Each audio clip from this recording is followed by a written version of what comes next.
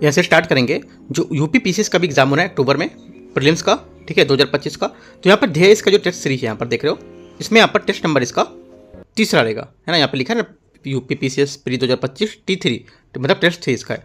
इसमें देखो सब्जेक्ट आपका कौन कौन सा रहेगा, ज्योग्राफी प्लस पर्यावरण, राइट, प्लस यहाँ पर जो नवंबर 2024 की करंट अफेयर्स भी आपको देखने को मिलेगी, है ना। देखो यहाँ पर जो टेस्ट ये लोग कराते हैं इस वाले, इसमें यहाँ पर ये चीज़ अच्छी है कि यहाँ पर जो सब्जेक्ट यहाँ पर देते हैं कि क्या सब्जेक्ट यहाँ पर अंदर है, क्या क्या करंट अफेयर्स है, तो एक माइंड में फ्रेम बन जाता है क्या क्या चीज़ अंदर थे।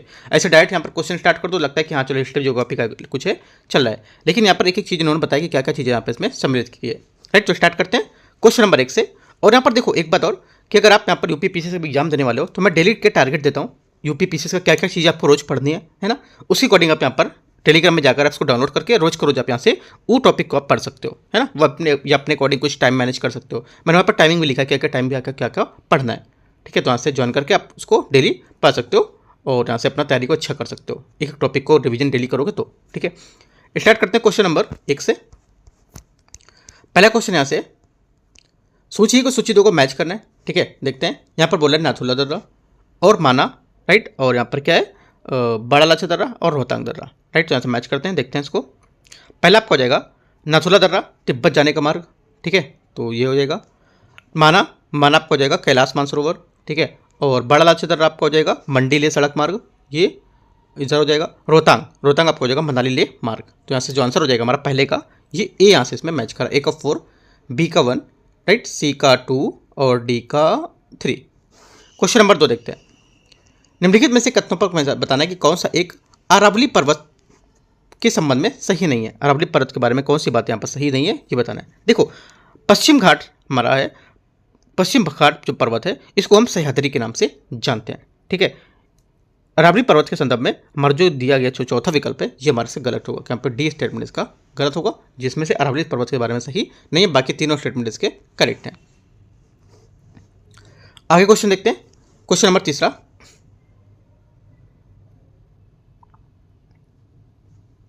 यहाँ पे बोला है इसमें से कौन सा है सही सुमेलित नहीं कर रहा है वो बताना है। देखो यहाँ पर बोला देवप्रयाग, राइट, देवप्रयाग आपका हो जाएगा इसमें से भागीरथी अलकनंदा सही है, रुद्रप्रयाग मंदाकिनी प्लस अलकनंदा। यहाँ पर कर्णप्रयाग गलत होगा क्योंकि कर्णप्रयाग है, ये पिंडार अलकनंदा होना चाहिए, है ना, पिंडार भागीरथी नहीं, पिंडार अलकनंदा होना चाहिए, गलत हो जाएगा। विष्णुप्रयाग ये आपका धौली गंगा और अलकनंदा ये आपका करेक्ट है, ठीक है। तो यहाँ से सी स्टेटमेंट इसका गलत था, तो आंसर सी यहाँ से सही हो जाएगा। क्वेश्चन नंबर 4, सांभर झील के संबंध में निम्नलिखित कथनों पर बताना कौन सा कथन यहाँ से सही है। सांभर झील के बारे में देखो, सांभर झील के बारे में यहाँ से ये भारत की सबसे बड़ा स्थलीय नमकीन झील है। पहली बात क्या होगी, पहली बात यहाँ से इसकी है जो है ये करेक्ट है। 1990 में इसे रामसर साइट आर्द्रभूमि के तहत यहाँ पर शामिल किया गया था, ये भी बात हमारी क्या होगी करेक्ट होगी। तो दोनों बातें हमारी क्या एकदम करेक्ट हैं सांभर झील के बारे में, तो आंसर क्या हो जाएगा सी, यहाँ से इसका 4 का करेक्ट आंसर है। क्वेश्चन नंबर 5 है, निम्नलिखित में से कौन सी गंगा की दाएं तट पर मिलने वाली प्रमुख सहायक नदियाँ, गंगा की दाएं तट पर मिलने वाली प्रमुख सहायक नदियाँ कौन सी है। एक तो हो जाएगी हमारी यमुना, टोंस, है ना, कर्मनासा, राइट, और सोन, ठीक है, पुनपुन, क्यूल, और ये सब यहाँ पे इसके हैं। तो यहाँ से सोन यहाँ पर इसके मैच करें तो सी यहाँ से क्या होगा 5वें का करेक्ट आंसर हो जाएगा। आप लिख भी सकते हो सबके नाम, लिख के अपना वॉल पेपर में दीवार होती है उसमें चिपका सकते हो, पेस्ट कर सकते हो, तो आते जाते आपको देखते ही सब याद हो जाएंगे कौन सा कहाँ है। यहाँ से 6 नंबर क्वेश्चन है, एल नीनो एक उपसतही जलधारा है जो पेरू तट पर उत्तर से दक्षिण की ओर पर प्रवाहित होती है। एकदम करेक्ट है, एल नीनो हमारी क्या उपसतही जलधारा है जो पेरू तट पर उत्तर से दक्षिण की ओर प्रवाहित होती है। इसके प्रभाव का अध्ययन सर्वप्रथम गिलबर्ट वॉल्कर अमेरिका द्वारा किया गया था, ये भी बात यहाँ से करेक्ट है। दोनों बातें यहाँ पर एल नीनो के बारे में एकदम करेक्ट है। तो आंसर यहाँ से पूछे गलत कौन सा है, तो इनमें से कोई गलत नहीं है, दोनों बातें यहाँ से करेक्ट हैं। तो ना तो एक ना ही 2, मतलब कोई गलत यहाँ पर नहीं है, दोनों बातें करेक्ट हैं। क्वेश्चन 7, क्षोभ मंडल के संबंध में निम्नलिखित कथनों पर विचार करना है, कौन सा एक यहाँ पर सही होगा इसके बारे में, ठीक है। देखते हैं, देखो यहाँ पर क्षोभ मंडल है उसके बारे में, यहाँ पर क्षोभ मंडल के संबंध में यहाँ पर दिए गए यहाँ पर जो है ये पहला स्टेटमेंट, संबंध धाराएं इसी मंडल में पाई जाती है ना, जो हमारी संबंध धारा होती है क्षोभ मंडल में ही पाई जाती है, और जेट स्ट्रीम में भी यहाँ पर प्रवाहित होती है, राइट, जेट स्ट्रीम क्षोभ मंडल में ही प्रवाहित होती है, ये बात सही है। क्षोभ मंडल वायुमंडल की सबसे निचली परत होती है, ये भी बात हमारी करेक्ट, क्योंकि क्षोभ मंडल वायुमंडल की सबसे निचली परत होती है और ये धरातल से लगभग 12 किलोमीटर की ऊंचाई तक यहाँ पर पाई जाती है, और जिसकी ऊपरी सीमा को यहाँ पर ट्रोपोपॉज यहाँ पर कहा जाता है, ठीक है। तो तीनों बातें यहाँ से करेक्ट है, आंसर डी यहाँ से सही होगा। क्वेश्चन नंबर 6 देखते हैं, 6 नहीं 7वां हो गया, 8वां देखते हैं। निम्नलिखित पर विचार करना है।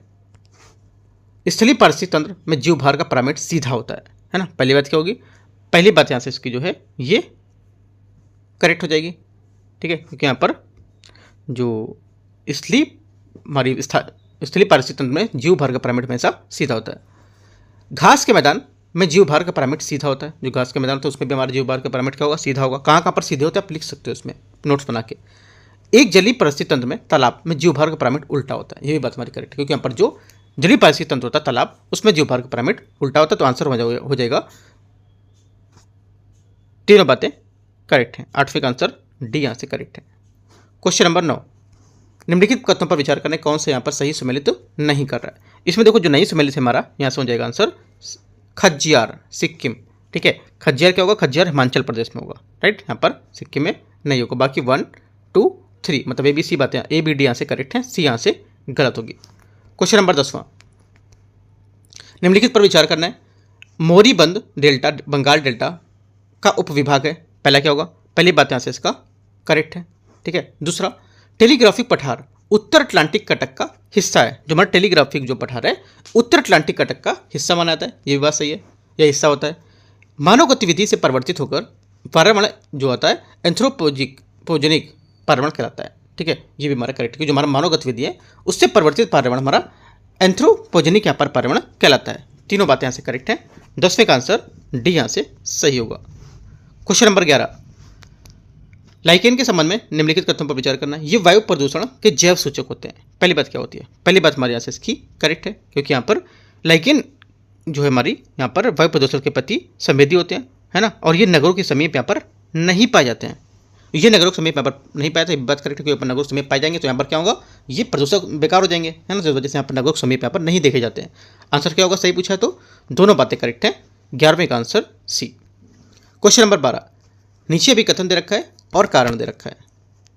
अभिकथन है, धूमकेतु मात्र सूर्य की तरफ बढ़ते समय पर दिखाई देते हैं। पहला क्या होगा, पहली बात यहाँ से इसकी करेक्ट हो जाएगी। दूसरी बात, सूर्य की किरणें इनकी गैसों को चमकीला बनाती है। जो सूर्य की किरणें इनकी गैसों को चमकीला बनाती है, ये भी बात हमारे यहाँ से करेक्ट होगी, ठीक है। क्योंकि यहाँ पर देखो जो धूमकेतु है मात्र सूर्य की तरफ बढ़ते समय पर दिखाई देता है, क्योंकि यहाँ पर सूर्य की जो किरणें हैं इसकी गैसों को चमकीला बनाती है। और धूमकेतु सौरमंडलीय यहाँ पर जो निकाय है ये पत्थर, धूल और बर्फ जैसे जो गैसीय हमारी हैं उसके बड़े बने छोटे छोटे खंड हैं उसके होते हैं। इसको पुच्छल तारा भी यहाँ पर कहा जाता है। तो दोनों बातें हमारे आपको देखना सही है। आंसर हो जाएगा 12वें का। इसकी व्याख्या भी करते हैं तो ए यहाँ से स्टेटमेंट इसका करेक्ट हो जाएगा। क्वेश्चन नंबर 13, 13 नंबर, यह 13 है। निम्नलिखित कथनों पर विचार करना है, सत्य कथन की पहचान करना है। दंड कारणे भारत पठार जो भारत के मध्यवर्ती भाग में स्थित है, करेक्ट है। मेघालय का पठार प्रायद्वीपीय पठार का विस्तार होता है, ये भी बात हमारी करेक्ट है, क्योंकि मेघालय का पठार है ये प्रायद्वीपीय पठार का विस्तार है। मालवा का पठार नर्मदा नदी के उत्तर में स्थित है, ये भी बात करेक्ट है। तीनों बातें हमारी क्या है, इसकी बातें जो कर रहे हैं पठारों के बारे में यहाँ पर एकदम सही है। आप लिख सकते हो पॉइंट बना के अपने, तो आंसर यहाँ से हो जाएगा 13 का डी, सभी यहाँ पर करेक्ट है। क्वेश्चन 14, निम्नलिखित में से किस समूह की फसलें रबी समूह की हैं, ठीक है। आंसर हो जाएगा 14 का, ये है जौ, चना, मटर, सरसों, ये हमारी रबी की फसलें हैं। यहाँ से इसका करेक्ट आंसर 14 का ए सही हो जाएगा, ठीक है। इन फसलों की बुआई अक्टूबर नवंबर तथा यहाँ पर कटाई जो होती है मार्च अप्रैल के बीच में की जाती है, ये यहाँ से करेक्ट आंसर है। 15 नंबर है, अगुलहास बेसिन स्थित है कहाँ, अगुलहास बेसिन स्थित है 15 का आंसर हिंद महासागर में, ठीक है। क्या हो जाएगा, ए यहाँ से इसका करेक्ट आंसर है। हिंद महासागर में स्थित ये दक्षिण अफ्रीका के दक्षिण में स्थित एक समुद्री बेसिन मानी जाती है, ठीक है। क्या होगा, ए यहाँ से इसका 15 का करेक्ट आंसर हो जाएगा। क्वेश्चन नंबर 16, नीचे दिए गए भी कथन और यहाँ पर कारण दे रखा है। 40 से 65 डिग्री जो दक्षिणी अक्षांश है उसके मध्य पछुआ पवनों का सर्वोत्तम विकास होता है। पहली बात क्या होगी, पहली बात यहाँ से इसकी करेक्ट है। दूसरा, 60 से 65 डिग्री दक्षिण अक्षांश के मध्य धरातलीय अवरोधों का अभाव है, यहाँ पर सेकंड बात यहाँ से करेक्ट है, ये भी है ना, दोनों बातें यहाँ से करेक्ट है। तो देखो 40 से 65 डिग्री दक्षिण अक्षांश के मध्य पछुआ पवनों का सर्वोत्तम विकास होता है। आप लिख सकते हो पछुआ पवनों का सर्वोत्तम विकास कितने डिग्री से कितने डिग्री तक होता है, क्वेश्चन पर ऐसे पूछ सकता है, ठीक है। तो 40 से 65 डिग्री सेंटीग्रेड दक्षिण अक्षांशों के मध्य, राइट। और ये 40 से 65 डिग्री दक्षिण अक्षांशों के मध्य धरातलीय जो अवरोध होते हैं उनका अभाव भी माना जाता है ना। दोनों बातें यहाँ से करेक्ट है। आंसर हमारा 16 का यहाँ से ए करेक्ट है, व्याख्या इसकी कर रहा है। क्वेश्चन नंबर 17, नीचे दिए गए अभिकथन और यहाँ पर कारण दे रखे हैं। अभिकथन हरे पौधे को प्राथमिक उत्पादक माना जाता है। पहला बात क्या होगी, पहली बात यहाँ से इसकी करेक्ट है, क्योंकि यहाँ पर जो हरे पौधे हैं इनको प्राथमिक उत्पादक माना जाता है, राइट। क्योंकि यहाँ पर पौधों में संचित भोज पदार्थ जो होते हैं उनको संपूर्ण जीवन जो प्रत्यय यहाँ पर प्रत्यय रूप से ग्रहण करके ऊर्जा प्राप्त कर सकते हैं, ठीक है। सेकेंड बात, पौधों में संचित भोज पदार्थों में संपूर्ण जो जीव प्रत्यक्ष रूप से जो ग्रहण करते हैं ऊर्जा प्राप्त करते हैं। सेकंड बात भी करेक्ट है और इसकी व्याख्या भी कर रहा है। तो ए यहाँ से क्या होगा 17 का भी आंसर हो जाएगा। दोनों बातें एकदम करेक्ट है। हरे जो पेड़ पौधे उनको लेकर के प्राथमिक उत्पादक को। क्वेश्चन 18 है, मैच करना है जनजाति और यहाँ पर राज्य दे रखा है, मैच करते हैं, इसको देखते हैं। लाखेर, लाखेर किधर होगा? मिजोरम में, सही है। रियांग, रियांग आपको हो जाएगा त्रिपुरा, ये भी करेक्ट है। अंगामी आपका हो जाएगा नागालैंड, ये भी करेक्ट है। गद्दी, गद्दी आपको हो जाएगा हिमाचल प्रदेश, ये भी करेक्ट है। चारों बातें करेक्ट है। ए का 1, बी का 2, सी का 3 और डी का 4। 18 का आंसर क्या हो जाएगा यहाँ से? 18 का आंसर हो जाएगा आपका यहाँ से ए करेक्ट है, मैच कर रहा है। क्वेश्चन 19, निम्नलिखित युग्मों में से कौन सा एक सही सुमेलित है? इनमें से कौन सा जो युग्म है वो सही सुमेलित होगा, राइट, बताना है। करेक्ट आंसर हो जाएगा हमारा 19 का। देखो पहला हो जाएगा 19 का पहला स्टेटमेंट यहाँ से, विविल टॉमसन कटक, है ना, ये क्या होगा? ये आपका हो जाएगा अटलांटिक महासागर, सही है। एम्स्टर्डम कटक, ये आपका हिंद महासागर, सही है। सोलोमन कटक प्रशांत महासागर, ये भी सही है। तो तीनों बातें यहाँ से करेक्ट हैं, ठीक है। तो यहाँ पर जो दो प्लेट होती हैं उसके अपसरण के कारण जो हमारे एंथ्रोनोस्फीयर होते हैं उसमें मैग्ना निकलता है जो कटकों का निर्माण करता है, जिसको कटक बोलते हैं, ठीक है। अटलांटिक तथा हिंद महासागर में इन कटकों का अधिक विस्तार होता है और प्रस्तुत में यहाँ पर सभी जो बातें दी गई एकदम करेक्ट है ना। उसके हिसाब से यहाँ पर कटक की बात करें तो कटक मैंने आपको बताया क्या होता है और कैसे इनका निर्माण होता है और कहाँ से इनका विस्तार होता है, ठीक है। सभी बात सही है, डी से आंसर हो गया 19 का। क्वेश्चन 20, कश्मीर की घाटी किस प्रकार के वलन का उदाहरण है? करेक्ट आंसर हो जाएगा 20 का आंसर सी, ये ग्रीवा खंड का उदाहरण है, ठीक है। जब यहाँ पर परवलित मोड़ की यहाँ पर एक भुजा टूटकर किसी दूर जाकर, मतलब कितना किलोमीटर दूर जाकर यहाँ पर अन्य प्रकार की चट्टान में बढ़ जाती है या चढ़ जाती है तो उसे ग्रीवा खंड कहते हैं। कश्मीर में घाटी को यहाँ पर ग्रीवा खंड पर अवस्थित है, तो यहाँ से क्या होगा? सी यहाँ से इसका करेक्ट आंसर हो जाएगा। 21, सौर कलंक के संबंध में आपको विचार करना है कौन सा सही होगा। ये सूर्य की अपेक्षा ठंडे भाग हैं, सूर्य की अपेक्षा क्या है? ठंडे भाग हैं। पहला क्या होगा? पहली बात यहाँ से इसकी करेक्ट हो जाएगी। इनका तापमान 1500 सेंटीग्रेड होता है, ये भी बात सही है, ठीक है। सौर ज्वाला जहाँ से निकलती है इन्हें ही यहाँ पर क्या कहते हैं? सौर कलंक कहते हैं, याद रखना है, इंपॉर्टेंट बात है। सौर कलंक किसे कहते हैं? आपसे डेफिनेशन पूछ सकता है। सौर कलंक के संबंध में यहाँ पर जो पहला बात दे रहा है भी करेक्ट है और दूसरी बात भी करेक्ट है, राइट। यहाँ पर एकदम यहाँ पर फैक्ट पॉइंट दे रहा है, फैक्चुअल पॉइंट एकदम सही है। यहाँ से क्या होगा आंसर? सही पूछा है तो सी यहाँ से करेक्ट है। क्वेश्चन 22, विश्व की सबसे अधिक ऊंचाई पर स्थित सक्रिय ज्वालामुखी पर्वत ओजर डेल सडालो निम्नलिखित में से किन दो देशों की सीमा पर स्थित है? करेक्ट आंसर हो जाएगा 22 का बी, चिली और अर्जेंटीना, ठीक है। विश्व की सबसे अधिक ऊंचाई पर स्थित हमारे जो सक्रिय ज्वालामुखी पर्वत ओजर डेल सडालो जो है ये चिली और अर्जेंटीना की सीमा पर स्थित है, ठीक है। ये चिली और अर्जेंटीना की सीमा पर स्थित एक एंडीज पर्वतमाला का हिस्सा भी है, ठीक है। तो बी यहाँ से करेक्ट आंसर होगा। क्वेश्चन 23, निम्नलिखित युग्मों पर विचार करना है, पर्वत और यहाँ पर सर्वोच्च बिंदु इसके कौन कौन से, ठीक है। देखते हैं 23 को।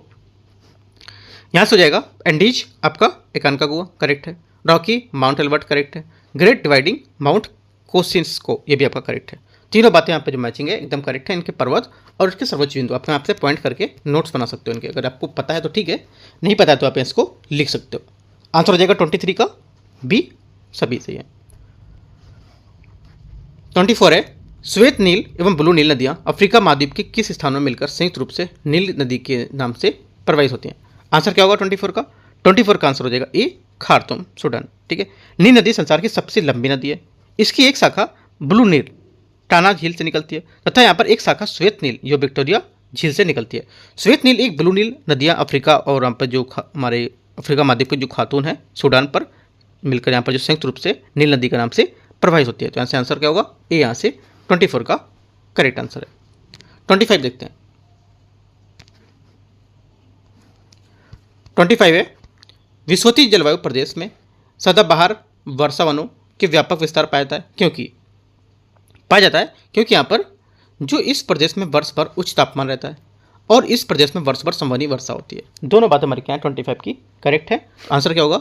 सी यहाँ से इसका करेक्ट आंसर हो जाएगा। विषुवतीय हमारे जो जलवायु प्रदेश है सदाबहार वर्षा वनों के व्यापक विस्तार पाया जाता है क्योंकि यहाँ पर इन प्रदेशों में उच्च वर्षा है ना, मतलब वर्षा उच्च होती है और तापमान में यहाँ पर बना रहता है, तथा यहाँ पर जो इस प्रदेश में वर्ष भर संवहनी वर्षाएं भी होती हैं। इसमें वनों का विस्तार विषुवत रेखा और भूमध्य रेखा के पास यहाँ पर 10 डिग्री से उत्तर और 10 डिग्री से दक्षिण अक्षांशों में पाया जाता है। ठीक है, तो ये बातें आप नोट कर सकते हो। सी यहाँ से 25 का करेक्ट आंसर है। 26 निम्नलिखित पर विचार करने कौन सा सही है। घास भूमियाँ और अवस्थिति बोल रहा है। ठीक है, देखते हैं इसको। पहला सेलवास, सेलवास आपका किधर है? अमेजन घाटी में, करेक्ट है। ठीक है, और लानोस वेनेजुला, ठीक है, लानोस अर्जेंटीना, उरुग्वे नहीं होगा, वेनेजुला होगा, गलत हो गया। पंपास, पंपास आपका हो जाएगा यहाँ से अर्जेंटीना और उरुग्वे की शीतोष्णकटिबंधीय घास की भूमियाँ, ठीक है, जैसे ये भी गलत हो जाएगा, वेनेजुला नहीं होगा। आंसर क्या होगा? ओनली वन करेक्ट है, तो ए यहाँ से करेक्ट आंसर 26 का। 27 है निम्नलिखित वन जीव अभ्यारण्य को उनके कौन सा एक सफेद भालू के संरक्षण के लिए जाना जाता है? करेक्ट आंसर हो जाएगा 27 का यहाँ से ये जाना जाता है दाचिगम। ठीक है, दाचिगम जम्मू कश्मीर में राज्य में स्थित है। ये प्रमुख रूप से सफेद भालू के संरक्षण के लिए यहाँ पर प्रसिद्ध है। 28 विदर्भ के नाम से जाना जाने वाला क्षेत्र कौन सा क्षेत्र स्थित है कहाँ पर? करेक्ट आंसर हो जाएगा 28 का यहाँ से बी दक्कन पठार के पूर्वी भाग में। ठीक है, दक्कन पठार का हमारा जो मध्य प्रदेश एवं महाराष्ट्र के जो राज्य हैं उसमें स्थित ये पठार ज्वालामुखी बेसाल्ट चट्टानों का बना हुआ है। इसके पूर्वी भाग में विदर्भ को यहाँ पर कहा जाता है इसे। 29 निम्नलिखित पर विचार करना है। गोंडवाना सैल समूह भारत का लगभग 95% कोयला उत्पादन करता है या कोयला प्रदान करता है। पहला क्या होगा? 29 का पहली बात यहाँ से इसकी करेक्ट है। अधिकांश लौह धात्विक और अलोह धात्विक खनिज धारवाड़ सेल का संबंधित समूह से संबंधित है। सेकंड बात भी करेक्ट है, क्योंकि यहाँ पर देखो जो गोंडवाना लैंड है ये सेल समूह का लगभग 95% भाग कोयला प्रदान करता है और अधिकांश लोग हमारे धात्विक होते हैं और जो अलोह धात्विक होते हैं खनिज ये धारवाड़ सेल का हिस्सा माने जाते हैं, ये उससे संबंधित होते हैं। दोनों बातें एकदम करेक्ट है। 29 का आंसर सी करेक्ट है। 29 का पूछा क्या है? अच्छा देखो दोनों बातें करेक्ट है, लेकिन यहाँ पर पूछो तो गलत कौन सा है? राइट, हम लोग कर सही रहे हैं, लेकिन यहाँ पर क्या पूछा देख लेते हैं। इसे पूछे गलत कौन सा है, तो गलत कोई नहीं है। आपने लोग को यहाँ पर आंसर क्या मानना चाहिए था? डी मानना चाहिए था, है ना, क्योंकि बोला कौन सा गलत है, कोई गलत नहीं है। हम लोग ने मार दिया कि इसको सत्य कथन पढ़ के मार दिया सही, है ना। तो क्या करना है? आंसर हम लोग को मानना डी, क्योंकि हमारे दोनों स्टेटमेंट सही है, यहाँ पर कोई गलत नहीं है ऐसा। ठीक है, अगर यहाँ पर पूछता कौन सा सही है तो सभी सही थे। ध्यान रखना कि क्वेश्चन क्या पूछा। क्वेश्चन नंबर 30 है, निम्नलिखित में से युग्मों पर कौन सा एक सही सुमेलित नहीं कर रहा है? देखते हैं इसको। खनन केंद्र यहाँ पर बोल रहा है। ठीक है, यहाँ पे खनन केंद्र है चिहुआहुआ मेक्सिको, है ना, ये क्या है? चांदी के लिए, करेक्ट है। कटंगा, कटंगा क्या? कटंगा आपका जायरे है ना, तांबा के लिए प्रसिद्ध है, तो ये भी सही है। पिलबरा, पिलबरा आपका हो जाएगा ऑस्ट्रेलिया, लोवेस के लिए। पिलबरा सोना के लिए नहीं होगा, है ना, पिलबरा लोवेस के लिए यहाँ पर होगा और ये ऑस्ट्रेलिया में, राइट। काइनी पठार, काइनी पठार आपको हो जाएगा म्यांमार, टिन के लिए, करेक्ट है। तो ए बी और डी करेक्ट है ना। आंसर क्या हो जाएगा? आंसर सही सम्मिलित नहीं है, वो हमारा सी मतलब पिलबरा, सोना, सोना यहाँ पर नहीं होगा, ये लोवेस होगा, आप लिख सकते हो इसको। क्वेश्चन 31, सोचिएगा, सूची दो को मैच करना है। काराबुरान यहाँ पर स्थानीय पवन है और यहाँ पर क्षेत्र दे रखे हैं, ये सब पवने दे रखे हैं, उनके एरिया दे रखे हैं। ठीक है, तो यहाँ से देखो पहला बोला काराबुरान, तो क्या होगा? काराबुरान आपको हो जाएगा 31 में ये मध्य एशिया। टेम्पोरल, टेम्पोरल आपका हो जाएगा मध्य अमेरिका। ठीक है, टेम्पोरल मध्य अमेरिका ये हो जाएगा। लेवेंटर, लेवेंटर आपका हो जाएगा यहाँ से स्पेन। और सेंटा एना, सेंटा एना आपको हो जाएगा कैलिफोर्निया। ये आंसर इसका जाएगा 31 का बी करेक्ट है। 32, सूची 1 और सूची 2 को मैच करना है। ठीक है, देखते हैं। क्षोभ मंडल, राइट, 32 को क्षोभ मंडल यहाँ से क्या हो जाएगा? देखो क्षोभ मंडल आपका हो जाएगा मौसमी गतिविधियाँ, तो वायुमंडल में होने वाली हमारी जो समस्त मौसमी गतिविधियाँ क्षोभ मंडल में होती हैं, सही हो जाएगा। समताप मंडल, समताप मंडल में आपका हो जाएगा यहाँ से, समताप मंडल में ओजोन परत। ठीक है, ओजोन परत हमारी समताप मंडल में पाई जाती है, ऐसे मैच करोगे, राइट। मध्य मंडल में क्या होता है? मध्य मंडल में तापमान एक गिरावट आती है और यहाँ पर मध्य सीमा का तापमान -100 डिग्री तक पहुँच जाता है। ठीक है, तो क्या होगा? तापमान में एक गिरावट, ये उसमें हो जाएगा। आयन मंडल क्या होता है? आयन मंडल में विभिन्न आकृतियाँ होती हैं, आवृत्ति होती हैं, जो रेडियो तरंगों को परावर्तित होता है, जैसे इसे हो जाएंगे। आंसर हमारा हो जाएगा 32 का डी। 33, निम्नलिखित में से कौन सा है कि यहाँ पर सही है, ये बताना है। दक्षिण पूर्व एशिया में सबसे बड़ी नदी मेकांग नदी है ना। पहला क्या होगा? 33 का जो पहला स्टेटमेंट यहाँ से ये करेक्ट है। मेकांग का डेल्टा दक्षिण कंबोडिया में स्थित है। ठीक है, ये गलत है क्योंकि यहाँ पर मेकांग जो हमारी बताई कि यहाँ पर दक्षिण पूर्व एशिया की सबसे बड़ी नदी है। इसे दक्षिण पूर्व एशिया की गंगा भी कहा जाता है। आपसे बोलेगा दक्षिण पूर्व एशिया की गंगा किसे कहा जाता है, तो याद रखना है ये चीन से निकलकर म्यांमार, लाओस और थाईलैंड, लाओस, कंबोडिया है ना, उसकी सीमा बनाता है और यहाँ पर दक्षिण चीन सागर में वियतनाम के दक्षिण डेल्टा में बनाते हुए गिर जाती है। ठीक है, यहाँ पर इसको कंबोडिया में स्थित गलत हो जाएगा। ओनली 1 करेक्ट है, ए यहाँ से 33 का करेक्ट आंसर हो जाएगा। जितनी बातें बताए आप यहाँ पर पॉइंट करके लिख सकते हो। 34 नंबर है, सूची को सूची 2 को फिर से मैच करना है। देखते हैं, यहाँ पे नगर बोल रखा है, यहाँ पर उद्योग बोल रखा है। राइट, तो देखो नगर यहाँ पे ब्रिडफोर्ड आपका हो जाएगा ऊनी वस्त्र, करेक्ट है। हैम्बर्ग आपका हो जाएगा जलियान, राइट। सिएटल या हाँ सिएटल या वायुयान, ये भी करेक्ट है। ओटावा आपका कागज के हो जाएगा, ये भी करेक्ट है। चारों बातें सही है, तो आंसर हमारा 34 का हो जाएगा, सी करेक्ट है। 35 नीचे दिए गए विकथन और कारण दे रखे हैं। पारिस्थितिक तंत्र की स्थिरता पारिस्थितिकी निकेत विविधता पर निर्भर करती है। पहली बात क्या होगी, 35 की पहली बात यहाँ से इसकी करेक्ट है ना, पहली बात यहाँ से सही है। दूसरी बात, परितंत्र के निकेत की विविधता जितनी कम होगी उससे ऊर्जा का प्रभाव उतना अधिक होता है या अधिक होगा। ठीक है, सेकंड बात यहाँ से गलत है क्योंकि यहाँ पर देखो जो हमारा पारिस्थितिक निकेत है किसी खास प्रजाति को उसके पर्यावरण जो कार्यात्मक भूमिका होती है उसकी स्थिति को दर्शाता है। इसकी संकल्पना 1917 में, ठीक है 1917 में जो जोसेफ ग्रीनल थे उन्होंने दिया था। परितंत्र की स्थिरता पारिस्थितिक जो हमारे जो निकेत होते हैं उसकी विविधता पर निर्भर करती है, लेकिन जो हमारी इसकी निकेत है उसकी विविधता जितनी अधिक होगी उतना परितंत्र स्थिरता भी उतनी अधिक से तेजी से होगा। ठीक है, और उस परितंत्र में ऊर्जा का प्रवाह ज़्यादा व आहार बड़ी संख्या में होगा, जिससे क्या प्रजातियों की संख्या में कम उतार चढ़ाव होता है। ठीक है, तो यहाँ से जो हमारा सेकंड बात ही गलत होगी। बाकी जो मैंने बताई बात आप ऐसे करके साइड में लिख सकते हो, पूरा पॉइंट इंपॉर्टेंट करके। ठीक है, तो पहली बात सही है, अभी कथन और कारण यहाँ से गलत होगा, तो 35 का आंसर हमारा सी करेक्ट हो जाएगा। क्वेश्चन नंबर 36 है, सूची को सूची 2 को मैच करना है। देश और यहाँ पर अधीन क्षेत्र इसके कौन कौन से हैं। देखो यहाँ पर स्पेन, इसमें स्पेन में हो जाएगा मार्टिनिक, राइट। ऑस्ट्रेलिया में आपका हो जाएगा क्रिसमस द्वीप, राइट। फ्रांस में आपका होगा संता क्रूज, और डेनमार्क में आपका हो जाएगा ग्रीनलैंड। करेक्ट आंसर यहाँ से हो जाएगा 36 का डी करेक्ट आंसर है। 37 नंबर, गेहूं की अच्छी खेती के लिए निम्नलिखित में से कौन सी पारिस्थितिक समुच्चय आवश्यक है। करेक्ट आंसर हो जाएगा 37 का आंसर सी, मध्य तापमान और मध्य वर्षा। यहाँ पर गेहूं की अच्छी खेती के लिए यहाँ पर पारिस्थितिक समुच्चय आवश्यक होती है। ठीक है, गेहूं का हमारा जो होता है क्षेत्रफल और उत्पादन की दृष्टि दोनों से यहाँ पर संसार की सबसे बड़ी दूसरी यहाँ पर खाद्यान्न फसल है। ये समशीतोष्ण क्षेत्र की फसल है। किसकी है, समशीतोष्ण की। इंपॉर्टेंट पॉइंट है, नोट करना है। दूसरी बात, इसे जाड़े में मतलब सर्दी में यहाँ पर बोया जाता है, राइट। और 50 से 100 डिग्री सेंटीग्रेड वर्षा और 20 से 25 डिग्री सेंटीग्रेड औसत तापमान की यहाँ पर आवश्यकता होती है। तो तीनों चारों पॉइंट आपको यहाँ से नोट कर लेने। आंसर ऐसा सी करेक्ट है। 38 फिर से मैच करना है। देखते हैं, फसलें और यहाँ पर क्षेत्र दे रखा है। फसलें रबर मलेशिया, ठीक है। कहवा आपका हो जाएगा कोलंबिया। जैतून आपका हो जाएगा इटली। बचा क्या, गन्ना मॉरिशस। तो आंसर हमारा 38 का हो जाएगा डी करेक्ट आंसर है। 39 जैविक खेती परियोजना के तहत राष्ट्रीय जैविक कृषि केंद्र की स्थापना कहाँ की गई थी। आंसर हो जाएगा 39 का, ये की गई थी गाजियाबाद में। ठीक है, जैविक खेती परियोजना के तहत राष्ट्रीय जैविक कृषि केंद्र स्थापना गाजियाबाद में की गई थी। ये इसके 6 केंद्र थे, बेंगलुरु, ठीक है, भुवनेश्वर और आपका हिसार, इम्फाल, जबलपुर और नागपुर, है ना। 6 हो गए, 6 आपको यहाँ से याद रखने इंपॉर्टेंट है। क्वेश्चन नंबर 40,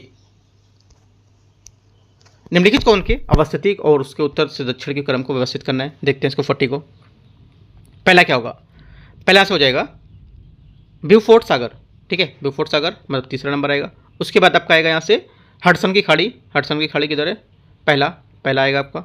उसके बाद आपका आएगा मैक्सिको की खाड़ी चौथा। उसके बाद आपका दूसरा। 3 1 4 2 इसका आंसर डी 40 का करेक्ट आंसर है। 41 निम्नलिखित में से कौन सी जल संधि ग्रीनलैंड की एवं बेफिन द्वीप को अलग करती है। करेक्ट आंसर हो जाएगा 41 का आंसर बी, ये डेविस जल संधि। ठीक है, डेविस जल संधि ग्रीनलैंड को बेफिन द्वीप से अलग करती है और ये बेफिन की खाड़ी एवं लेब्राडोर के सागर यहाँ पे जोड़ती भी है, याद रखना है। आगे क्वेश्चन है 42, मैच करना है। देखते हैं इसको। कोयला उत्पादक क्षेत्र और यहाँ पर राज्य के जो यहाँ पर एरिया है वो, ठीक है। देखते हैं कालाकोट आपको हो जाएगा जम्मू कश्मीर, ठीक है। और बाहुर, बाहुर आपका हो जाएगा पांडिचेरी, ठीक है। बरकला, बरकला आपका हो जाएगा यहाँ से केरला, तो बरकला केरला ऐसे करके आपको याद हो जाएगा ना ये। उमरसार, उमरसार आपको हो जाएगा गुजरात। अगर देखो बरसला केरला मारते तो क्या हमारा मैच हो जाता, सी का 3, सी का 3 2 में है, फंसता क्वेश्चन है ना, फिर भी 2 तो एलिमिनेट हो जाते हैं। तो आंसर क्या होगा 42 का, 42 का आंसर ए यहाँ से करेक्ट होगा। 43 देखते हैं, निम्नलिखित में से कौन सी अक्षांश रेखा संरचनात्मक विशेषताओं के आधार पर सह्याद्री श्रेणी को 2 भागों में उत्तर दक्षिणी सह्याद्री को विभाजित करती है। आंसर हो जाएगा 43 का आंसर ए 16 डिग्री उत्तरी अक्षांश रेखा, ठीक है। 16 डिग्री हमारी जो उत्तरी अक्षांश रेखा है ये संरचनात्मक विशेषताओं पर आधार पर सह्याद्री श्रेणी को 2 भागों में उत्तरी एवं दक्षिणी सह्याद्री में विभाजित करती है। पहली बात आपको यहाँ से नोट करना है। दूसरी बात, पश्चिमी घाट को सह्याद्री भी कहते हैं, उसकी जो उत्तरी और दक्षिणी सह्याद्री उसको सर्वोच्चम जो हमारा बिंदु होता है कालसुबाई जिसको बोलते हैं, ये यहाँ से उसको कहा जाता है। तो ये यहाँ से क्या होगा 43 का करेक्ट आंसर है। 44 यहाँ से पीलीभीत वन्यजीव को उत्तर प्रदेश सरकार में कब बाघ अभ्यारण्य के यहाँ पर दर्जा दिया गया था। करेक्ट आंसर हो जाएगा 44 का यहाँ से ए 2014 में। 9 जून 2014 को उत्तर प्रदेश सरकार द्वारा पीलीभीत वन्यजीव अभ्यारण्य को बाघ अभ्यारण्य का दर्जा प्रदान किया गया था। 45 निम्नलिखित में से कौन एक भारत में कृषि का इतिहास पुस्तक के लेखक है। करेक्ट आंसर हो जाएगा 45 का MS रंधावा भारत में कृषि का इतिहास नामक यहाँ पुस्तक के लेखक हैं, तो आंसर सी करेक्ट होगा। क्वेश्चन 46 स्वर्णिम चतुर्भुज राष्ट्रीय राजमार्ग परियोजना जिसके माध्यम से देश के 4 प्रमुख महानगर दिल्ली, मुंबई, चेन्नई, कोलकाता सड़क को जोड़ा जाता है, इनमें से किस वर्ष यहाँ पर प्रारंभ किए गए थे। आंसर हो जाएगा 46 का, ये प्रारंभ किए गए थे डी वर्ष 2001 में, ठीक है। क्वेश्चन 47 निम्नलिखित में से किन पहाड़ी है ना, किन पहाड़ियों को उत्तर से दक्षिण क्रम में व्यवस्थित करके यहाँ पर लगाना है, सॉरी निम्न पहाड़ियों को उत्तर से दक्षिण क्रम में लगाना है। देखते हैं इसको 47 को। देखो पहला हमारा क्या हो जाएगा, यहाँ से पहला हो जाएगा आपका एरमिल्ला, ठीक है, 5वां नंबर, ठीक है। उसके बाद आपका हो जाएगा चौथा वेलिकोंडा, ठीक है। उसके बाद आपका होगा पहला पालकोंडा, ठीक है। उसके बाद आपका हो जाएगा जवाडी, ठीक है। उसके बाद आपका हो जाएगा सेवराय। तो 5 4 1 3 2 इसका करेक्ट आंसर होगा। 5 4 1 3 2, 5 4 1 3 2 बी नंबर में है, यहाँ से करेक्ट आंसर है। क्वेश्चन नंबर 48 निम्नलिखित कथनों पर विचार करना है। बाह्यमंडल पृथ्वी की तल से 640 किलोमीटर से अधिक ऊपरी भाग को कहते हैं। पहला क्या होगा, 48 का पहला स्टेटमेंट यहाँ से सही है, ठीक है। दूसरा, वायुमंडल को कोई ऊपरी सीमा नहीं होती है, राइट, ये भी बात हमारे यहाँ से करेक्ट है, क्योंकि यहाँ पर वायुमंडल में विद्युत आवेशित कणों की प्रधानता होती है ना, और यहाँ पर इसकी कोई ऊपरी सीमा नहीं होती है, ये भी बात करेक्ट है। दोनों बातें सही है। 48 का आंसर हमारा सी सही हो जाएगा। 49 निम्नलिखित में से कौन सदाबहार वन के पेड़ हैं। सदाबहार वन के पेड़ में से कौन से, करेक्ट आंसर हो जाएगा 49 का बी। इसमें से एक तो पहला और एक सिंकोना और एक आपका यहाँ पर महोगनी, खजूर यहाँ पर इसमें नहीं होगा, ठीक है। सदाबहार हमारे जो वन होते हैं 200 सेंटीमीटर से अधिक वर्षा प्राप्त करने वाले यहाँ पर क्षेत्र में उगते हैं। पहली बात याद रखना इंपॉर्टेंट, ये जंगल इतने घने होते हैं कि यहाँ पर सूर्य का जो प्रकाश होता है जमीन तक यहाँ पर नहीं पहुँच सकता है, इंपॉर्टेंट बात है, ठीक है। सदाबहार वन में रोजवुड, एबोनी है ना, महोगनी, रबड़, सिंकोना आदि यहाँ पर प्रमुख वृक्ष होते हैं, लेकिन यहाँ पर खजूर नहीं होगा, याद रखना। आंसर 1 2 और 4 करेक्ट आंसर है। क्या क्या मैंने पॉइंट बताया वो पॉइंट आपको यहाँ से नोट करते जाना है, अच्छे अच्छे सब इंपॉर्टेंट पॉइंट है एकदम, ठीक है। क्वेश्चन नंबर 50 IUCN के द्वारा जारी रेड लिस्ट है उसकी लुप्त प्राय जो हमारी श्रेणी में एक प्रजाति को शामिल किया जाता है। कैसा, प्रजाति की जनसंख्या में पिछले 10 वर्षों में कमी आई हो, ठीक है। पहला क्या होगा, 50 के यहाँ से जो पहला स्टेटमेंट है, ये पहला स्टेटमेंट हमारा करेक्ट हो जाएगा, क्योंकि यहाँ पर वर्ष 1948 में स्थापित IUCN एक वैश्विक संगठन है जिसके सदस्य गैर राज और गैर सरकारी संगठन, नागरिक समाज के जो संगठन है, विशेषज्ञ यहाँ पर सरकारी एजेंसियाँ वो यहाँ पर शामिल होते हैं। IUCN द्वारा जारी जो हमारी रेड लिस्ट है लुप्त प्राय श्रेणी में शामिल होने के लिए यहाँ पर प्रजाति की जनसंख्या की जो आकार है उसमें कमी आई हो और प्रजातियों का निवास क्षेत्रफल 500 वर्ग किलोमीटर में कम हुआ और जनसंख्या का आकार 2500 से कम यहाँ पर हुआ है, तो ये सब मान सकते हो। तो यहाँ पर बोला सेकंड वाली बात यहाँ से 1000 से कम होने का अनुमान, तो गलत हो जाएगा सेकंड वाला, ठीक है। तीसरा, जनसंख्या का आकार 2500 से कम हो, अभी मैंने बताया आपको है ना 2500 से कम होना चाहिए, तो ऐसा सही है। तो हमारा आंसर क्या हो जाएगा 1 2 करेक्ट है। और पूछा क्या है, गलत कौन सा है, तो गलत केवल 2 है, तो यहाँ से ए स्टेटमेंट इसका सही आंसर है। ध्यान से देखना है कि सही पूछा है या गलत पूछा है। जैसे 51 है, कभिकथन ए कारण आर, लंबी खास श्रृंखला में छोटी खास श्रृंखला की अपेक्षा अधिक ऊर्जा की उपलब्धता ज़्यादा होती है। ये बात गलत, क्योंकि लंबी खास श्रृंखला में छोटी खास श्रृंखला की अपेक्षा ऊर्जा अधिक उपलब्ध कम हो जाती है, यहाँ से गलत होगा। खास श्रृंखला में एक पोषण स्तर दूसरे पोषण स्तर के स्थानांतरण केवल 10% ही हो जाता है, सही है, क्योंकि यहाँ पर 10% ही होता है और 90% यहाँ पर ऊर्जा जो होती है शोषण या अपघटन के रूप में व्यर्थ हो जाती है, ठीक है। तो यहाँ से सेकंड बात सही है, पहली गलत है। आंसर क्या होगा? 51 का आंसर डी करेक्ट होगा। क्वेश्चन 52, निम्नलिखित में से कौन सी नदियों का संबंध उत्तर प्रदेश से?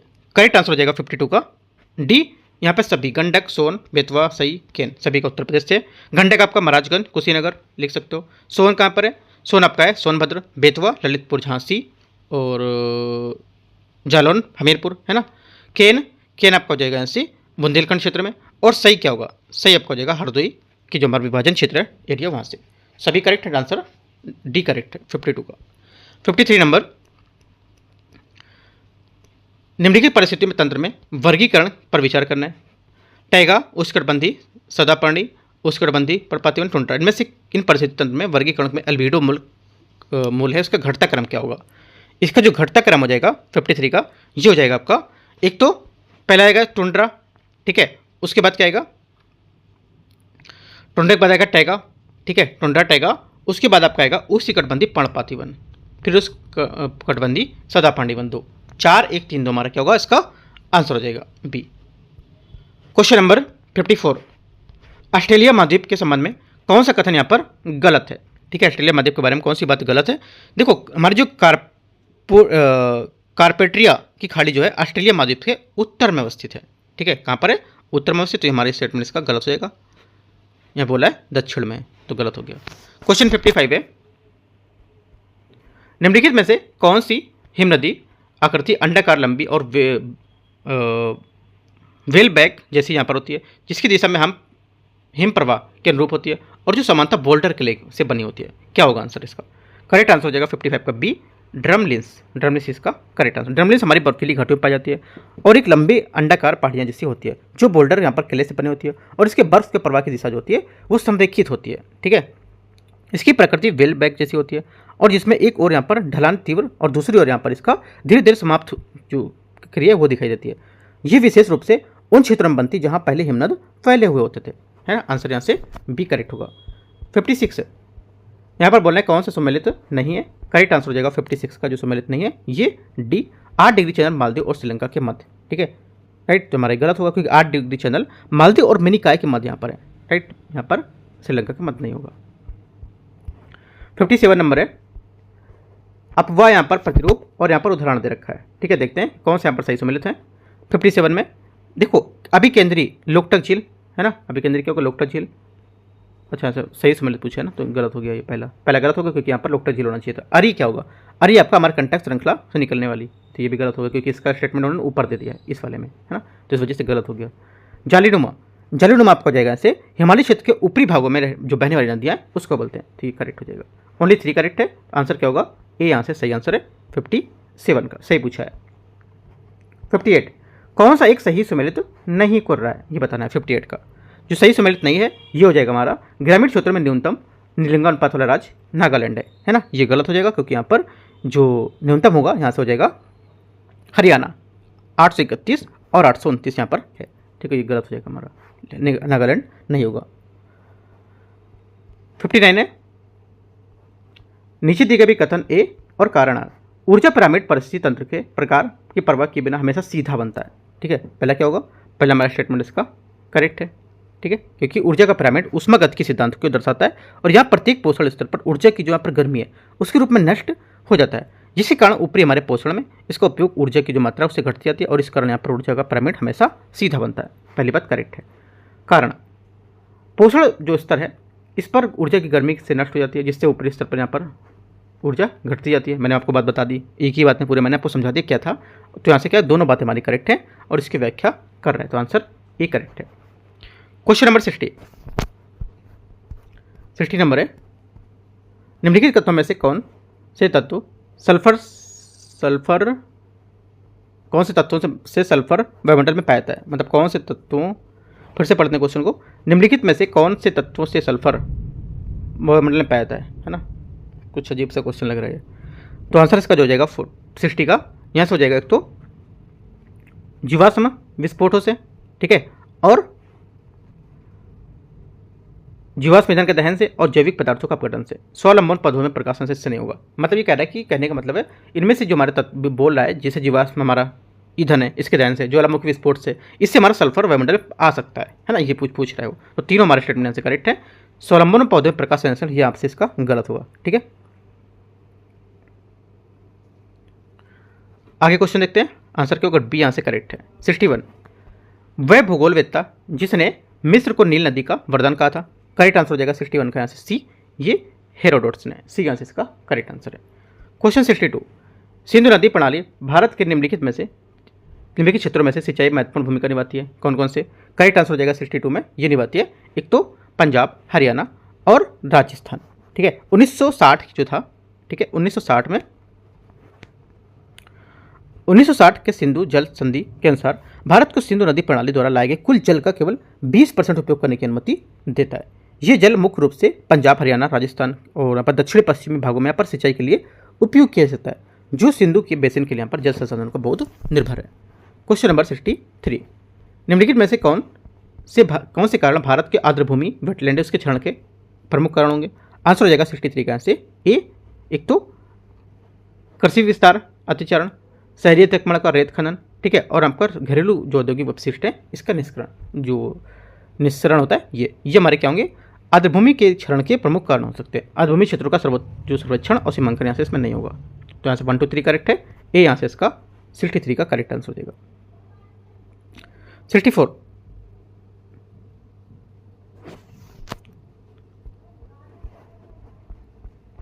64 है, लक्षद्वीप समूह के संबंध में आपको विचार करना है कौन सा सही होगा। ठीक है, देखते हैं इसको 64 को। पहला, ये द्वीप ज्वालामुखी उद्गम किया है, जिसे अंडमान और निकोबार द्वीप समूह के रूप में कुछ द्वीप है इसमें। पहली बात यहाँ से गलत होगी, क्योंकि यहाँ पर लक्षद्वीप पूरी तरह से यहाँ पर प्रवाल या कोरल निक्षेप से बने होते हैं, ना कि यहाँ पर ज्वालामुखी उत्पत्ति के इनके विपरीत के, तो ये गलत हो जाएगा। मिनिकॉय द्वीप लक्षद्वीप समूह का एक सबसे बड़ा द्वीप होता है, एकदम करेक्ट है। यहाँ से आंसर ओनली 2 करेक्ट होगा, क्योंकि यहाँ पर मिनिकॉय जो हमारा लक्षद्वीप है समूह का सबसे बड़ा द्वीप है, जिसका क्षेत्रफल 453 वर्ग किलोमीटर होता है। ठीक है, ओनली 2 करेक्ट है, तो सही पूछा है कि सही उत्तर का चयन करना है, केवल 2 बी। क्वेश्चन नंबर 65, निम्नलिखित में से महासागरीय धाराओं पर विचार करना है। जो हमारे महासागरीय धारा है उसको लेकर के पहला है लेब्राडोर धारा, ठीक है, और यहाँ से हो जाएगा आपका बेंगुला धारा। ठीक है, लेब्राडोर धारा ठंडी महासागर की धारा है जो आर्कटिक महासागर से उत्पन्न होकर जो दक्षिण की ओर यहाँ पर प्रवाहित होती है। बेंगुला की धारा एक ठंडी धारा है, राइट, और जो अफ्रीका पश्चिम तट पर किनारे से मध्य की ओर यहाँ पर प्रवाहित होती है और ध्रुवीय जल को गर्म क्षेत्रों तक ले जाती है। ब्राजीलियन धारा जो हमारे दक्षिण अमेरिका में पूर्वी तट पर किनारे पर दक्षिण की ओर बहती है और एक गर्म जल धारा है। ठीक है, और जो हमारा एरमिंगर धारा है ये गर्म जल धारा है ना, ये भी उत्तरी हमारा जो अटलांटिक महासागर है उससे आर्कटिक महासागर की ओर प्रवाहित होती है। तो ये सब लिख सकते हो पॉइंट आप, है ना, ये गलत हो जाएगा। आंसर क्या होगा? 1 और 3 करेक्ट है, तो ठंडी धाराएं पूछा है तो 1 और 3 ए यहाँ से करेक्ट है। 66 नंबर, कोरल त्रिभुज जिसकी एक समृद्ध समुद्री जैव विविधता के कारण पर अक्सर समुद्र में अवैजन कहा जाता है, निम्नलिखित में से किस देश तक फैला हुआ है? करेक्ट आंसर हो जाएगा 66, ये फैला हुआ है एक तो इंडोनेशिया, मलेशिया, सिंगापुर और फिलीपींस, चारों यहाँ से इसके करेक्ट आंसर हो जाएगा। ठीक है, दुनिया के सबसे बड़े जैव विविधता वाले समुद्रों क्षेत्र में से एक कोरल त्रिभुज यहाँ पर जीवाश्म ईंधन के जो विस्तार है उससे उत्पन्न गंभीर खतरों का सामना करना पड़ रहा है।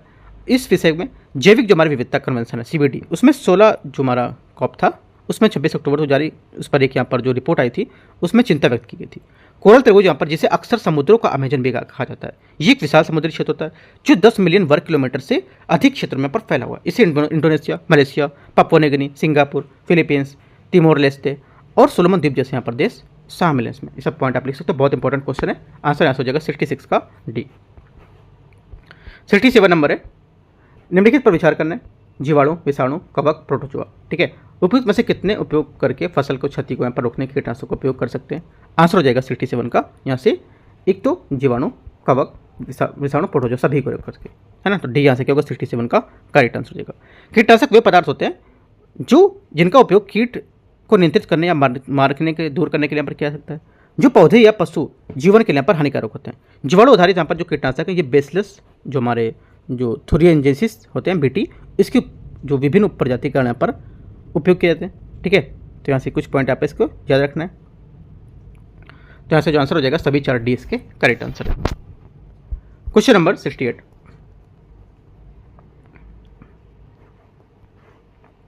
निम्नलिखित में से कौन वृक्षारोपण कृषि की विशेषताओं का सही वर्णन करता है? तो बताना है कौन सा होगा इसका आंसर 68 का करेक्ट आंसर हो जाएगा 68 का आंसर ये सी यहाँ से इसका आंसर करेक्ट होगा। इसके लिए बड़ी संपदा, एकल फसल विशेषज्ञता और वैज्ञानिक खेती के तरीकों की आवश्यकता होती है। ठीक है, सी यहाँ से इसका करेक्ट आंसर होगा, है ना। और यहाँ पर इसकी कुछ मुख्य विशेषताएं भी होती हैं, जैसे कि विस्तृत हमारा भूमि क्षेत्र होना चाहिए, राइट, एकल फसल उत्पादक होना चाहिए, उच्च पूंजी निवेश होना चाहिए, वैज्ञानिकों के कृषि के तरीके होने चाहिए, ठीक है, निर्यात कृषि उत्पादन होना चाहिए और सुव्यवस्थित परिवहन प्रणाली होनी चाहिए। ये सब हमारे क्या होंगे, इसके वृक्षारोपण कृषि की विशेषताओं का वर्णन करते हैं। और यहाँ पर इसके कुछ पॉइंट्स यहाँ पर नोट कर लेने आपको। तो 68 का आंसर जो होगा हमारा सी यहाँ से करेक्ट आंसर हो जाएगा कि मतलब इन तरीकों की यहाँ पर आवश्यकता पड़ सकती है। 69 निम्नलिखित कथनों पर विचार करना है। प्रजाति समता एक समुदाय में प्रजातियों के बीच आबादी के विवरण का प्रदर्शित करता है, ये विवरण करती है। पहला क्या होगा, पहली बात यहाँ से इसकी करेक्ट हो जाएगी, है ना, क्योंकि यहाँ पर विविधता को मापने के दौरान दो मुख्य कारक समृद्धि और समता पर ध्यान दिया जाता है। प्रजाति समृद्धि और यहाँ पर प्रजाति समता दोनों यहाँ पर क्या है, एक पारिस्थितिक तंत्र की जो हमारी जैविक विविधता है उसको मापने के महत्वपूर्ण घटक हैं। ये दोनों कारक किसी विशेष क्षेत्र में रहने वाले जो प्रजातियां उसका वर्णन करती हैं। आंसर क्या होगा, पहला आंसर स्टेटमेंट इसका करेक्ट हो जाएगा। दूसरा भी करेक्ट है क्योंकि यहाँ पर इसके निर्दिष्ट जो हमारी प्रजातियां होती हैं उसकी कुल संख्या को दर्शाती हैं। ये दोनों बातें करेक्ट हैं। 69 का आंसर सी यहाँ से सही है। क्वेश्चन नंबर 70 यहाँ से है, निम्नलिखित पर विचार करना है। जन्म दर, मृत्यु दर, अप्रवासन। ठीक है, देखते हैं इसको 70 को। देखो 70 में यहाँ पर जो हमारा होगा पहला यहाँ से हो जाएगा। देखो पहला से करेक्ट है जन्म दर, ठीक है। दूसरा यहाँ से हमारा गलत होगा, राइट, क्योंकि यहाँ पर मृत्यु दर का मतलब है किसी विशेष अवधि में जनसंख्या होने वाली जो मौत है उनका संख्या का जिससे संख्या में घनत्व की कमी होना, है ना, इसलिए यहाँ से गलत हो जाएगा। अप्रवासन, अप्रवासन क्या होगा, प्रवासन सही है क्योंकि अप्रवासन का मतलब होता है उन व्यक्तियों से जो संख्या में किसी अन्य स्थान से अपने निवास स्थान में आते हैं और वे जनसंख्या घनत्व की वृद्धि में ऐड किए जाते हैं, जोड़े जाते हैं। तो यहाँ से करेक्ट होगा। 1 और 3 बात सही है, तो आंसर क्या होगा, 2 बातें हमारे यहाँ से इसकी करेक्ट हो जाएंगी। ठीक है, किसी भी प्रजाति है उसके लिए जनसंख्या का आकार स्थिर नहीं होता है। ये समय के साथ साथ विभिन्न कारकों जैसे कि यहाँ पर भोजन, उपलब्धता, शिकार का दबाव और प्रतिकूल जो मौसम परिस्थिति उसके आधार पर यहाँ पर बदलता रहता है।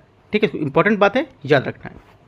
क्वेश्चन नंबर 71 है, भारत में ध्वनि प्रदूषण को नियंत्रित करने के लिए मानक दिशा निर्देश तैयार करने के लिए कौन कौन सी विनियामक जो हमारी संस्थाएं होती है जिम्मेदार होती हैं। आंसर हो जाएगा 71 का, ये जो जिम्मेदार होते हैं ये यहाँ से केंद्रीय प्रदूषण नियंत्रण बोर्ड CPCB। ठीक है, भारत में हमारा जो ध्वनि प्रदूषण के लिए केंद्रीय प्रदूषण बोर्ड जो CPCB इसने विभिन्न यहाँ पर क्षेत्रों के लिए स्वीकार ध्वनि स्तर, है ना, और यहाँ पर जो इसके निर्धारित जो मानदंड था वो किए थे। और इन नियमों के तहत दिन और रात में समय यहाँ पर जो विभिन्न क्षेत्र में ध्वनि को स्वीकार के समय सीमा तय की गई। जैसे औद्योगिक क्षेत्रों में दिन की ध्वनि 75 डेसिबल, ठीक है, और यहाँ पर जो रात के समय में यहाँ पर 70 डेसिबल होनी चाहिए। वाणिज्यिक क्षेत्रों में 65 डेसिबल और यहाँ पर रात के समय में 55, ठीक है। आवासीय क्षेत्रों में 55 डेसिबल और रात के समय 45 डेसिबल, ठीक है। तो यहाँ पर इससे पॉइंट आप इसमें नोट कर सकते हो।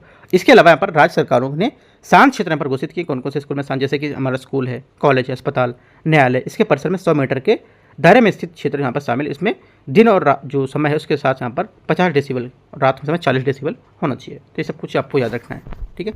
बहुत इंपॉर्टेंट क्वेश्चन है वाला, क्वेश्चन नंबर 71। तो इस टाइप से आंसर हमारा 71 का सी करेक्ट है। तो इस टाइप से देखो यहाँ पर जो टेस्ट नंबर इसका तीसरा था, है ना, टेस्ट नंबर तीसरा था, यहाँ पर लिखा भी है ये। तो यहाँ पर टेस्ट नंबर 3 मैंने आपको करा दिया और यहाँ से जो टेस्ट का 3 का 71 तक क्वेश्चन मैंने आपको कवर करा दिया। आपको जो क्वेश्चन समझाए वो क्वेश्चन आपको उसका नोट्स बनाने हैं, है ना, कुछ कुछ पॉइंट्स आपको जो मैंने एक्स्ट्रा बताया पॉइंट्स आपको नोट्स करने हैं। और यहाँ पर जो पॉइंट आपको नहीं समझ आ रहे हैं, डीप थोड़ा डीप लगा तो उसको जाकर आपको डीप में पढ़ना है, राइट। उसके बाद आपको यहाँ से दूसरा पेपर जो रहेगा वो सॉल्व करना है। जिस पेपर में कराता जा रहा हूँ करीब 70 से 80 क्वेश्चन आपको रोज सॉल्व करने हैं। प्लस स्टैटिक टॉपिक भी आपको भूलना नहीं। स्टैटिक टॉपिक जो पढ़ रहे हो अपनी बुक से कॉपी से वो जरूर पढ़ते रहना। किसी टेस्ट पेपर या किसी कोचिंग पर डिपेंड नहीं रहना है, राइट। आपको क्या करना है, अपना जो नोट्स है या बुक है उसके पढ़ते रहना है। आप सोचो कि जल्दी टेस्ट आया यूट्यूब पर तो मैं लगाऊँ, नहीं।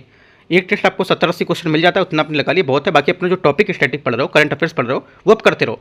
और बाकी टेलीग्राम पे मैं आपको देता रहता हूँ टॉपिक पढ़ने के लिए। टॉपिक पढ़ने के लिए आप यहाँ पर डाउनलोड कर लो टॉपिक और अपना अच्छे से पढ़ सकते हो, है ना। मेंटरशिप टैप में पूरा सिलेबस दे रखा है मैंने वो, तो उसको पढ़ सकते हो। बाकी कोई डाउट रहेगा आप नीचे कमेंट टेलीग्राम पे पूछ सकते हो, ठीक है। एंड करते हैं इसको यहाँ से। All the best, thank you.